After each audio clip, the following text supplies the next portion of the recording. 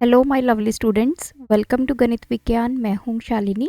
आज की वीडियो में हम प्रैक्टिस करेंगे एक्सरसाइज 17A के क्वेश्चन नंबर 6 to 10 की। So let's start.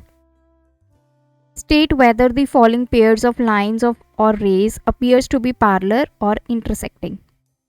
तो इसने बोला है कि ये जो आपको लाइंस या रेज गिवन है ये पैरेलल हैं या इंटरसेक्टिंग।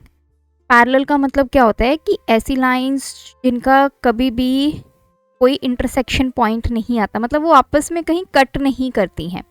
और इंटरसेक्टिंग लाइंस वो होती हैं जो कहीं ना कहीं किसी ना किसी पॉइंट पे आपस में कट करेंगी। अगर हम इनको आगे बढ़ाते जाएं इस डायरेक्शन में और इसको मैं इस डायरेक्शन में आगे बढ़ाती जाऊं तो ये आगे चल के प्लेन में किसी पॉइंट पे कट करेंगे। So these are intersecting lines.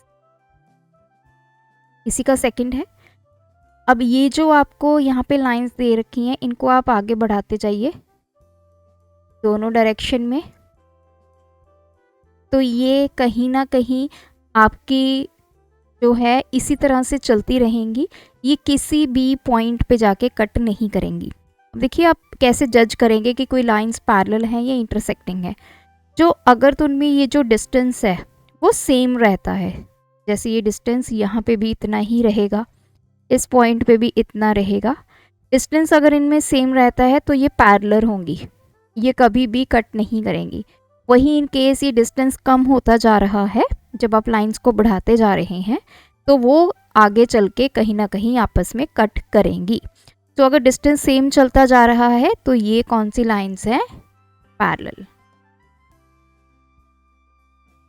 Next है, यहाँ पे भी देखिए ये पॉइंट फिक्स है P and R।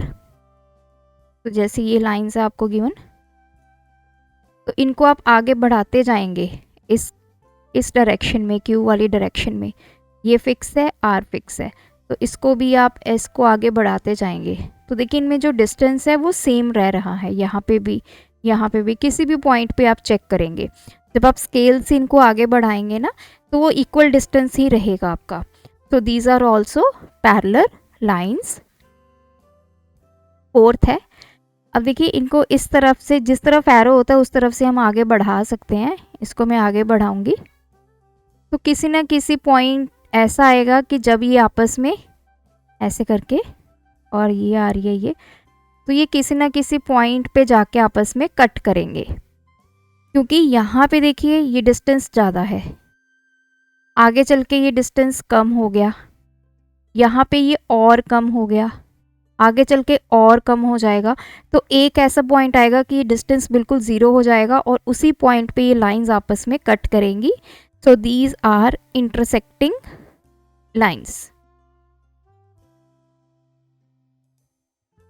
Question number 7, give 2 examples from your surroundings for each of the following.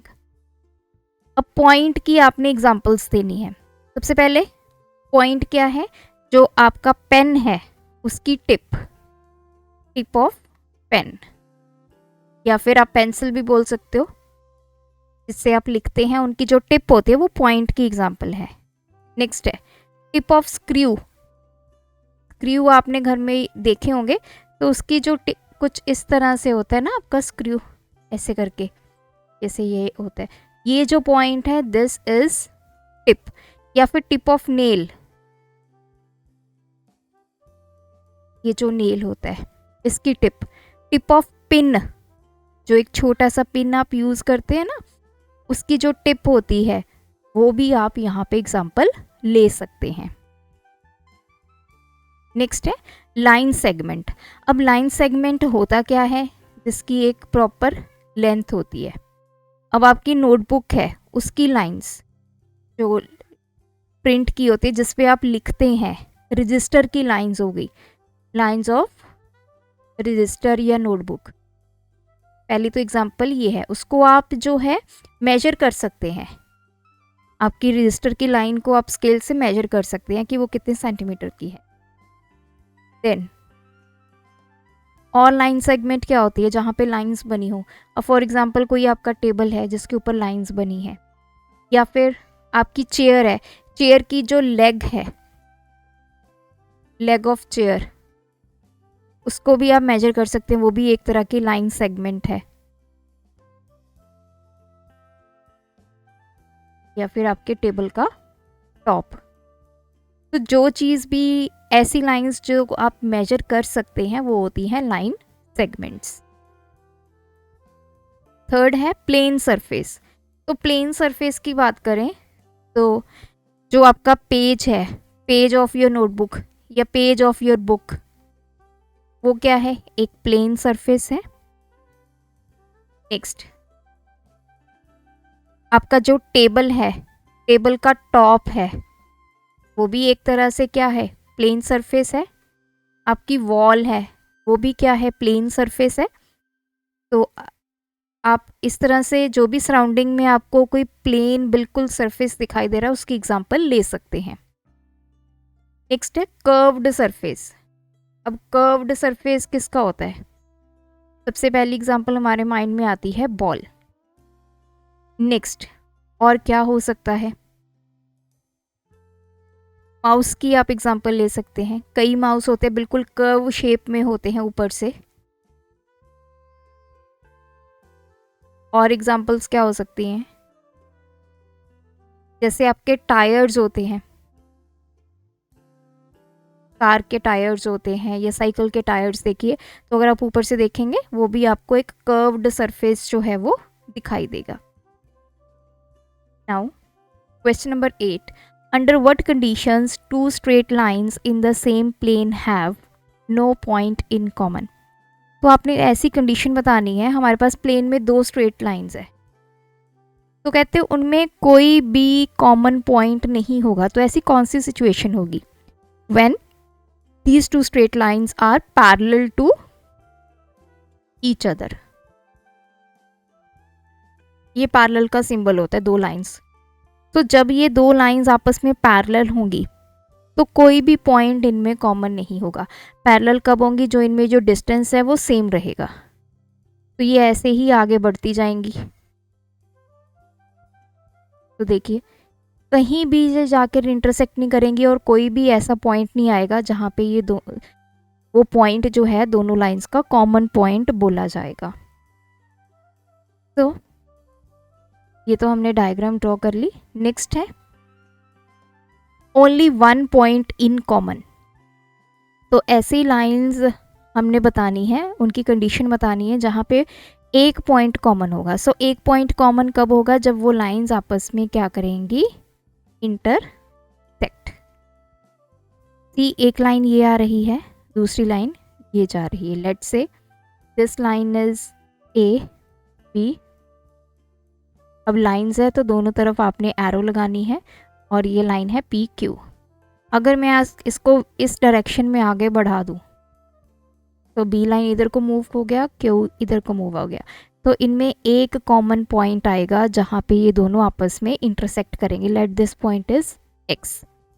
तो ऐसी कंडीशन जिसमें दो लाइंस का एक कॉमन पॉइंट होगा, वो कौन सी कंडीशन होगी? उनके इंटरसेक्शन की कंडीशन। मतलब जब वो लाइंस इंटरसेक्ट करेंगी तभी उनमें एक कॉमन पॉइंट जो है वो आएगा।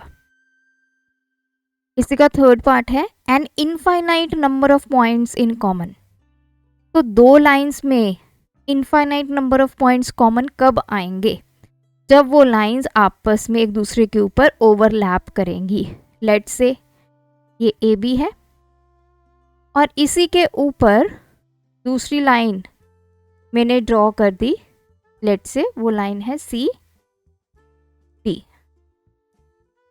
ए सी और बी डी सेम पॉइंट्स हैं। अब इसके ऊपर कोई भी आप पॉइंट ले लीजिए तो सारे पॉइंट्स दोनों लाइंस के ऊपर लाई करेंगे। So we will have infinite number of points जो दोनों लाइंस के ऊपर लाई करेंगे और वो सारे पॉइंट्स इन दोनों के लिए कॉमन होंगे। तो जब वो लाइंस आपस में या तो आप बोलिए ओवरलैप करेंगी या आप वर्ड यूज कर सकते हो को इंसाइड करेंगी। तो को इंसाइड या ओवरलैप एक ही चीज़ है, मतलब एक चीज़ के ऊपर दूसरी चीज़ हमने रख दी है। तो उस केस में इनफाइनाइट नंबर ऑफ पॉइंट्स होंगे common. Question number 9, mark 2 points A and be on the page of your exercise book. Mark a third point P such that. अब हमने 2 पॉइंट्स मार्क कर लिए। Let's say A, this is P। तो इसने बोला है हमने थर्ड पॉइंट P कहाँ पे बनाना है, P lies between A and B, P A और B के बीच में होना चाहिए और A P B क्या होने चाहिए, कोलीनियर होने चाहिए। सो पॉइंट P यहाँ कहीं लाई करेगा और कोलीनियर कब होंगे, जब ये तीनों एक लाइन के ऊपर लाई करेंगे। तो आपकी डायग्राम बनेगी इस तरह से। So this is the scenario, P आपका बीच में आएगा और ये तीनों एक ही लाइन के ऊपर लाई करेंगे। सेकंड है P not lie between A and B yet 3 points are collinear. तो कहते हैं कि A और B के बीच में कहीं P नहीं आएगा लेकिन फिर भी वो तीनों कोलीनियर होंगे। सो दो ऑप्शंस है इस केस में। अब ये मेरी लाइन है तो P यहाँ हो सकता है। अब देखिए P A और B के बीच में नहीं आया, स्टिल ये कोलीनियर है। सेकेंड ऑप्शन है कि जैसे B मेरा यहाँ पे है, A मेरा यहाँ पे है, P मेरा यहाँ हो सकता है, तब भी ये कोलीनियर है। सो दोनों केसेस आपके पॉसिबल हैं। Third point is the 3 points do not lie in a line. तीनों पॉइंट्स जो हैं इकट्ठे एक लाइन में लाई नहीं करते। तो here is B, A B और P यहाँ बना सकते हैं। A और B लाइन में हो सकते हैं लेकिन P लाइन में नहीं है। बहुत सारे सिनेरियोज बन सकते हैं। अब सपोज कीजिए कि यहाँ पे B है, यहाँ पे P है और A पॉइंट आपका यहाँ लाई कर रहा है। तो इस तरह से मल्टीपल सिनेरियोज बन सकते हैं। आप कोई भी एक सिनेरियो बना के दिखा दीजिए कि तीनों पॉइंट्स जो हैं वो लाइन पे लाई नहीं कर रहे हैं। Last question, mark 2 points P and Q on a piece of paper. How many lines can you draw? 2 points आपके पास P एंड Q। अब आपने बताना है कितनी लाइंस ड्रॉ होंगी passing through both P and Q। P और Q को पास करते हुए कितनी लाइंस आप ड्रॉ कर सकते हो। सो ये P है, ये Q है, तो कितनी लाइंस ड्रॉ हो सकती है जो दोनों में से पास हो। तो ओनली 1 लाइन। चाहे आप इसको ऐसे बना दीजिए, चाहे आप इसको ऐसे बना दीजिए, तब भी आपकी एक ही लाइन पास होगी। तो इस तरह से भी बना सकते हैं। नेक्स्ट है पासिंग थ्रू पॉइंट P। अकेले P पॉइंट से कितनी लाइंस पास हो सकती हैं। देखिए जब भी प्लेन में आपके पास कोई पॉइंट होता है उसमें से इनफाइनाइट नंबर ऑफ लाइंस को आप पास कर सकते हो। ये हमने पहले भी पढ़ा है, तो ऐसी डायग्राम हम पहले भी बना चुके हैं। सो पॉइंट P से इनफाइनाइट नंबर ऑफ लाइंस जो है वो पास हो सकती हैं। Third one is passing through point Q।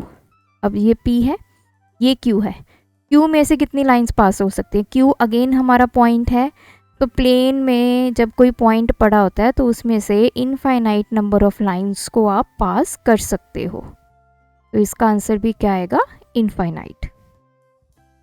तो ये थे हमारे आज के वीडियो के क्वेश्चंस। आप भी प्रैक्टिस कीजिए। कोई डाउट है कमेंट ड्रॉप करें। Thanks for watching. बढ़ाना है ज्ञान, फॉलो गणित विज्ञान।